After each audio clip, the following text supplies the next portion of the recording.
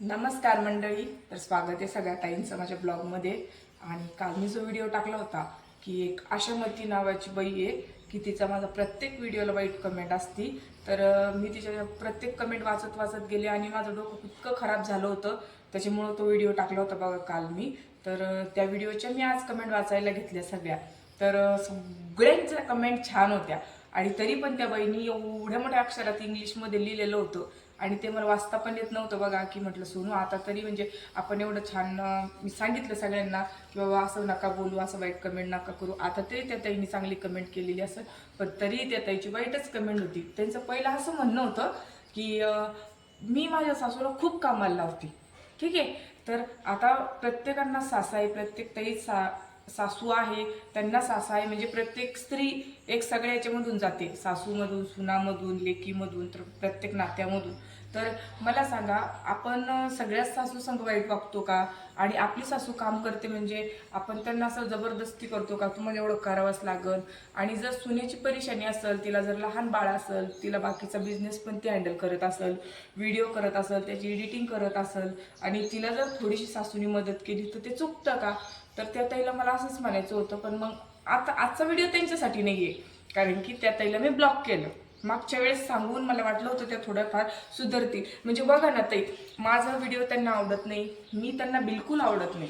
माझा तर त्यांना इतका तिरस्कार आहे, सांगू तुम्हाला, मी सांगू पण नाही शकत. खूप तिरस्कार आहे माझा, की मी खूप आगाऊ बाई आहे. बाकीच्या ताईंना सांगते ती की हिच्याकडे लक्ष नका देऊ, ही जशी नाही दिसते तशी नाही आहे, हिचा स्वभाव चांगला नाही आहे. जसं की ते माझ्या घरी राहायला आलेल्या होत्या आणि त्यांनी माझ्यासोबत लगे 2-4 दिवस घालवलेले आणि त्यांना मी खूप भांडलेले आणि त्यांना माझा इतका राग आहे असं ह्या हिशोबाने त्या मला कमेंट करत होत्या. तर म्हटलं आपण हे सगळं विचार केल्यापेक्षा आहे ना, की त्यांना सांगून टाकू की बाई तू माझे व्हिडिओ बघू नको. हात जोडून विनंती आहे तुम्हाला, त्या माझ्यापेक्षा वयाने मोठ्या असेल किंवा छोट्या असेल, त्यांना काही मी बघितलेलं नाही आहे. पण जेव्हा मी ते सोनूकून इंग्लिश वाचून घेतलं, माझ्या मुलाकून वाचून घ्यायला मला इतकं वाईट वाटतं, कारण की ते शब्द त्याच्याही कानावर पडतात आहे की कोण किती वाईट लिहितं. आणि म्हणजे इतकं कोणाचे वाईट विचार असू शकता आमच्या घराबद्दल. त्या ताईला सून नसल, लेक नसल, काय म्हणता, त्या कोणाची सून झालेली नसल, त्यांना याची जाणीवच नाही, त्याच्यामुळेच त्या वाईट कमेंट करता बघा. तर त्या ताईला मी केलेले ब्लॉक. आणि विषय म्हणजे काल आपलं फर्निचरचं काम चालू झालं बघा ताई, तर मी तेच फर्निचरचं काम तुम्हाला दाखवते. आणि आणखी एक गोष्ट, मला सगळ्या ताईंनी खूप छान छान कमेंट केल्या आणि त्या एका बाईमुळं मी माझं काय म्हणतात त्याला सोनू, असं म्हणजे एका बाईमुळं मी हरून जाणार नाही आणि टेन्शन घेऊन आपले व्हिडिओ सोडणार नाही आहे. तर ज्या आपल्याला वाटलं की ह्या ताईंना आपले व्हिडिओ नाही आवडत, खरंच खूप ते आपल्याबद्दल नेहमी वाईट चित्तात, तर त्यांना ब्लॉक करून टाकायचं. तर मला आतापर्यंत माझे फॉलोअर इतके 45 ते 50 हजारापर्यंत आहे वाटतं. तर त्याच्यामध्ये फक्त एकच ताई आहे, त्यांचं नाव आशामती. तुम्ही जुन्या कमेंट वाचू शकता जाऊन, की त्यांच्या माझ्या प्रत्येक कमेंट म्हणजे प्रत्येक व्हिडिओला वाईटच कमेंट आहे, प्रत्येक व्हिडिओला. आणि कमेंट करणारच म्हणजे माझा आवर्जून व्हिडिओ बघता. जर मी आवडत नाही तर माझा व्हिडिओ का बघता हा प्रश्न पडत होता मला.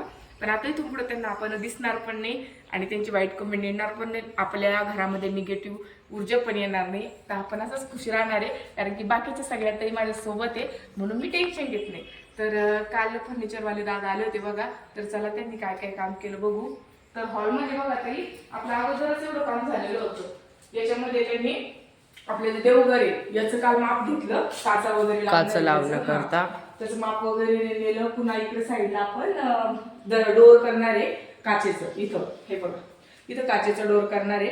तर त्याचं पण त्यांनी माप घेतलं. आणि हे बघा सोनू दाखवते, हे काय चौरंग करणार आहे ताई. उरलेले जे आपल्याकडं लाकडं राहणार आहे ना, त्याचे छान चौरंग करणार आहे 3. तर 12 पाय आणले मी, हे बघा असे छान खालून लावायला मस्त. त्याने 12 पाय चौरंगाचे काल काढले वाटतं त्यांनी. आणि चला आपण जाऊ आता मागच्या रूम मध्ये, म्हणजे ते पहिल्यासारखंच आहे. आणि फक्त त्यांनी इथं काचचं माप घेऊन इथं स्क्रू फिट करून घेतलं काल. आतमध्ये याच्यामध्ये काचा वगैरे टाकले, 1 2 3 4 बसणार, 4 कप्पे होणार त्याचे. हो. आणि इकडं पण छान त्यांनी टेप वगैरे लावून घेतला बघा. मी म्हटलं हे असं का दिसतंय, मध्ये काम राहिलेलं होतं, तर सगळं त्यांचं टेप वगैरे लावून झालेले आहे. आता इकडं म्हणजे हॉलचं बऱ्यापैकी आपलं काम झालं, फक्त आता देवघरचं आणि काचाचं काम राहिलेलं आहे. आणि चला इकडच्या रूम मध्ये, बेडरूम मध्ये तर त्यांनी काही काम केलं नाही बघा ते, कारण की बेडरूम मध्ये काही काम राहिलेलंच नव्हतं. तर चला आता किचन मध्ये काय काम केलं दाखवते तुम्हाला. तर हे बघू शकता इथं असं छान हे लावून घेतलं बघा त्यांनी. याच्यात काय राहणार आहे? तर इथं आपली राहणार आहे ताई चिमणी. हा. माझा हात जो दिसतोय तुम्हाला इथं चिमणीची फिटिंग राहणार आहे.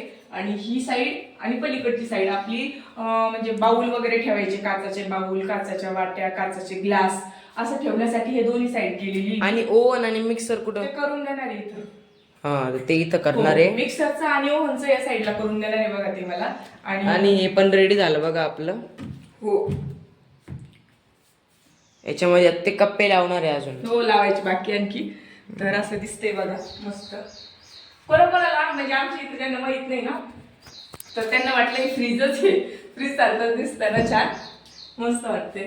आणि इकडे बघा याच्यामध्ये याच्यामध्ये आपण आरू फिट करणार आहे आणि अर्ध्या साईडला आपण काचेचे ग्लास वगैरे ठेवणार आहे. जागीच दूर तिथे आपण पुसून ठेवू शकतो.